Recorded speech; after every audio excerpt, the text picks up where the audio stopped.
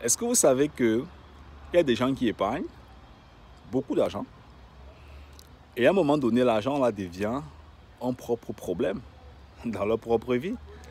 Donc ce sont des personnes qui peuvent avoir épargné 20, 30, 50, 60 000 euros. Mais à un moment donné, ces personnes commencent à avoir des crises intramentales sur le plan financier en ce qui concerne l'épargne que ces personnes ont constituée. Parce que ces personnes ont passé le temps à épargner sans investir même déjà des premières petites sommes, sans chercher à bâtir certains revenus avec des premières petites sommes. Et c'est exactement à ce niveau que tu comprends la relation que certaines personnes ont établie avec l'argent. Et c'est une relation qui, en elle-même, ne permet pas souvent de pouvoir se développer parce que ces personnes sont devenues prisonniers de leur propre compte bancaire. Donc, ce sont des personnes qui vont passer le temps à regarder leur compte bancaire. Ah, il y a combien dedans? Il y a combien dedans? Il y a combien dedans? Il y a combien dedans? Ouais, c'est très bien beau d'épargner. Mais si tu veux atteindre l'indépendance financière, si tu veux à un moment donné travailler moins, si tu veux à un moment donné faire un très long séjour à la maison, c'est vrai que pour faire un très long séjour à la maison, tu auras besoin d'épargne et tout. Mais le message, en fait, le truc qu'il faut comprendre, c'est que même le très long séjour que tu auras envie de faire à la maison, ton épargne pourra bel et bien évidemment t'aider. Mais durant ce séjour, il faut que ou bien durant cette période, autant pour moi, que tu veux faire à la maison, il te faut des facultés que tu vas développer pendant ce temps pour aider ton compte bancaire à avoir d'autres sources de revenus. Parce que l'épargne, ou bien alors stocker l'argent dans un compte bancaire, arriver à le faire, il faut déjà avoir une certaine faculté. Maintenant, il faut utiliser l'argent là pour développer d'autres facultés.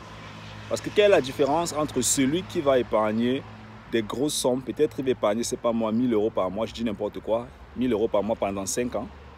Il y aura peut-être, c'est pas moi, plus de 60 000 euros. Et celui qui va plutôt sur l'épargne qu'il aura faite peut-être pendant 1 an, 2 ans, prendre une formation, commencer à se développer et au bout de la 3e année, ne plus épargner 1000 euros mais 3000 euros par mois. Par exemple, quelle sera la différence? Un aura utilisé un effet accélérateur et l'autre sera toujours dans l'effet de la constante, ainsi de suite. Et le truc en fait derrière ça, c'est que la grande majorité de ces personnes-là qui épargnent uniquement souvent pour épargner, parce que j'en rencontre matin, midi, soir, j'en rencontre beaucoup comme ça en fait. Ces personnes, une fois qu'elles ont développé une relation, je vais dire, elles se sont mariées avec leur compte bancaire.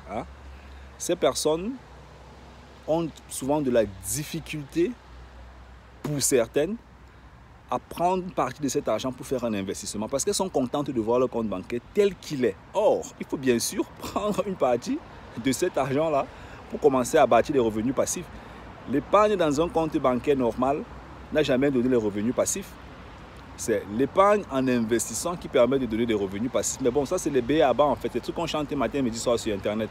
Mais bon, la plupart des personnes sont toujours dans le mouvement dans lequel, oui, j'aime voir mon compte comme ça. Dans mon compte, il y a 10 000 euros, oui, je vois ça comme ça. Mais derrière ces 10 000 euros, il n'y a aucun plan. Il n'y a aucun plan concret. Le plan, c'est quoi? Est-ce que le plan, c'est que tu veux faire 2 ans à la maison et tu as besoin de 20 000 euros, 24 000 euros pour faire 2 ans à la maison ou pendant ces 2 ans, tu vas lancer un business? Est-ce que le plan, c'est prendre les 10 000 euros, acheter peut-être 2 biens immobiliers avec? Oui, parce que c'est possible, en fait, avec un certain capital, acheter plusieurs biens immobiliers. Est-ce que tu veux prendre ça pour investir dans les marchés financiers, avoir un taux de rentabilité peut-être, c'est pas moi, de minimum 15% par an? Parce que c'est possible dans les marchés financiers d'avoir minimum 15% par an. Donc, en général, ces personnes, la grande majorité, souvent, n'ont pas un plan concret derrière l'épargne. Pour eux, c'est juste que non, je sais qu'il faut épargner et j'épargne. Et maintenant, la stratégie même d'épargne que ces personnes utilisent, en fait, c'est une stratégie qui n'est pas productive, productive dans le sens de la création de richesses accélérées sur le long terme. Ce qui fait qu'automatiquement, tu vas avoir des gens qui ont de l'argent dans le compte bancaire, sont contents d'avoir cet argent. C'est un très bon succès qu'il faut féliciter dans tous les cas. Mais il n'y a pas une certaine accélération après. Il n'y a pas une certaine accélération.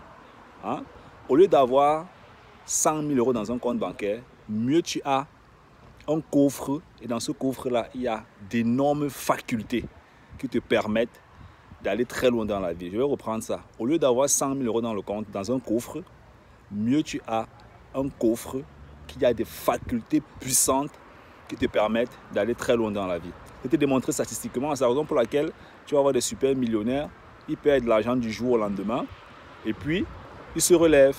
Mais celui qui gagne le loto, dès que tout l'argent du loto finit, il va demander l'aide en fait au gouvernement. C'est ça en fait la démonstration. Allez, on est ensemble. Ciao, ciao.